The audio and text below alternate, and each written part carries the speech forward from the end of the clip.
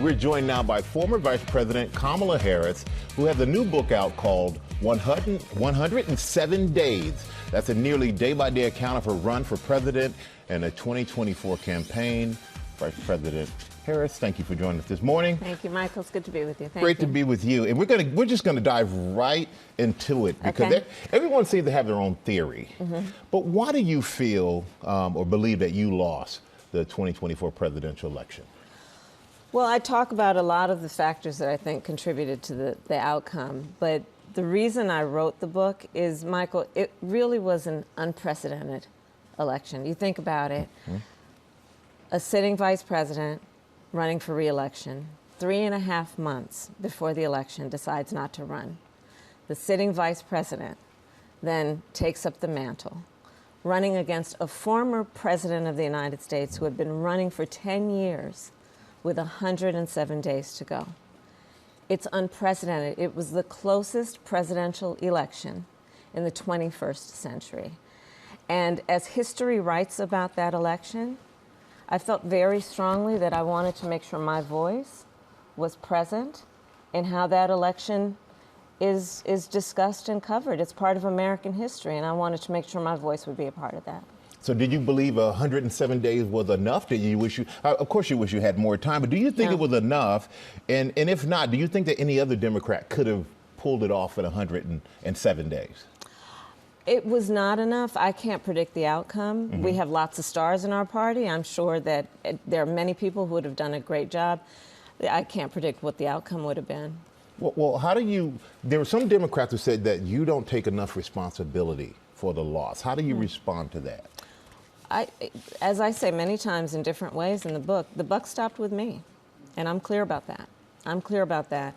And there were so many factors. You know, one of the aspects of those 107 days that I think is important to remember as we go forward is that we have an individual in the White House, the President Trump, who in running for re-election made a lot of promises to the American people that he did not keep. I talk extensively about the fact he said that his main reason for running, and on day one, he was going to bring down prices. And I do believe a lot of people voted for him with that priority in mind. And look at where we are today. Inflation is up. The cost of food is up. Unemployment is up. He did not keep that promise to the American people. And we also need to remember those 107 days around some other stuff that he said. Mass deportations, that he would weaponize the Department of Justice against his political enemies, that he would silence critics. And he has done that consistently. Mass deportations, you know, somebody told me recently a story about a fellow they were talking with who was a big supporter of President Trump when he was running. He's a Floridian, he's Cuban descent. And he shared the story of how his life partner, his wife, is now in deportation proceedings to be sent to Sudan. And when asked, what happened? Why did you have so much support from him? He said, well, I believed what he said, that he was going to only go after criminals. So part of the reason that I have written this book is for us to remember that there is somebody in the White House right now that made a whole lot of promises that were either about what would aggrandize and help him met out his vengeance, or about lies he told to the American people that he obviously never intended to keep.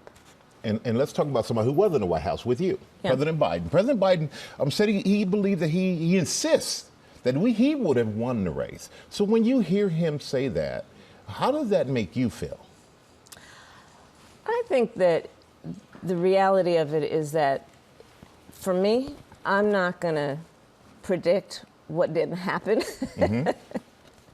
The reality is, and listen, I talk about how difficult January 6th was for me, of 2024, not to mention 2020, when I fulfilled my constitutional duty and responsibility as Vice President of the United States and President of the United States Senate to stand there as the former Democratic nominee for president and certify the election. Because I believe very strongly that in spite of all the other nonsense that might be coming out of my former opponent.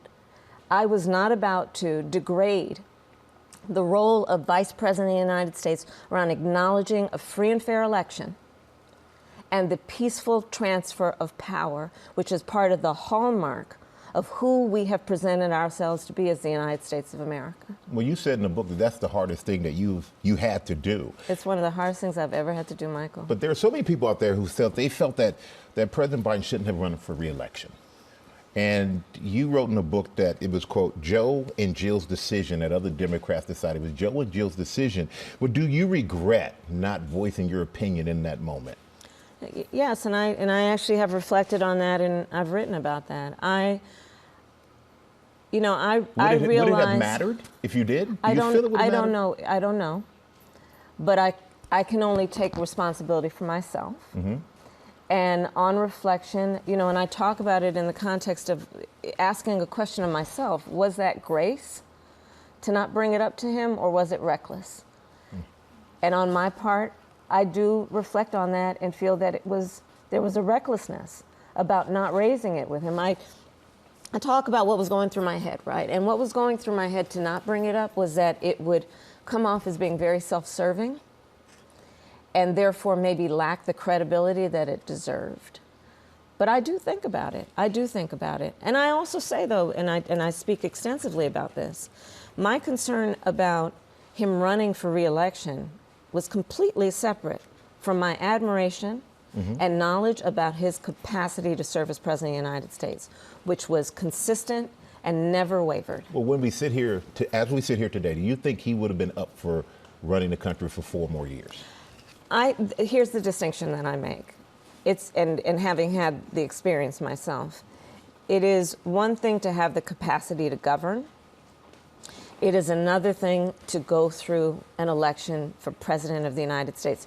So you are an athlete, you may appreciate this kind of metaphor. Running for President of the United States is like being in a marathon at a sprinter's pace with people throwing tomatoes at you every step you take. It is not for the lighthearted.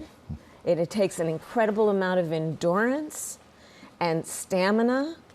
And can you imagine doing it while you are also carrying literally the weight of the world as being President of the United States? So the distinction I make is about capacity to be president and what that election would require in that campaign, especially running against Donald Trump. Yeah, and running against Trump, you had the big debate that we all watched. And you said leading up to that debate, you got a call the day of. And the call from President Biden left you angry and disappointed.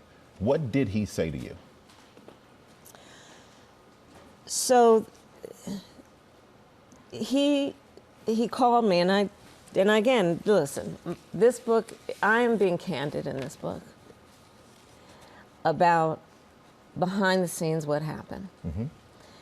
And in a way that I hope is helpful for people to understand what that all was. And part of that call that he made to me the afternoon before the debate was to wish me luck, but also to talk about something that was more in his interest than it was in mine, especially in the context of that time. But let me also say this, that a large part of why this book has been written and why I wrote it is I really want to remind the American people, and there are so many stories I tell about in those 107 days being with tens of thousands of people, Michael, people who seemingly have nothing in common, who had enthusiasm and optimism and hope about the future of our country.